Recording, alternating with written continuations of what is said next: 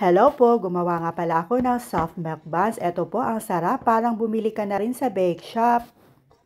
Dito po sa ating mixing bowl, paghaluin lang po itong ating bread flour, kunting sugar and salt, and then instant yeast. So no need for proofing na po or dissolving step dahil instant na po yung ginamit natin. At idagdag na natin itong ating melted butter, egg, milk, at saka condensed milk. So, haluin lang natin ng konti na enough ma-mix yung wet and dry ingredients. Gumamit nga pala tayo ng dough mixer. Ayan po. So, need lang po for about 10 to 15 minutes. Pag wala naman tayong mixer, ay pwede namang mano-mano.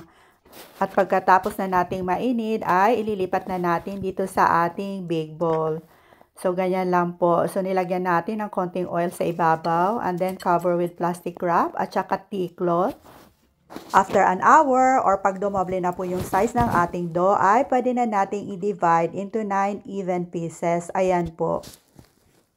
Itong ginawa ko about 65 to 70 grams per piece po. Ayan. So hulmahin lang natin ang pabilog.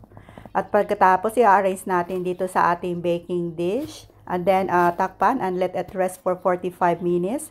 Brush milk on top, bake for 20 to 25 minutes. At pagkatapos ay pwede na nating hanguin. At eto na po ang ating soft milk buns. Tara, magkape na nga tayo upang matikman na natin to. Thanks for watching.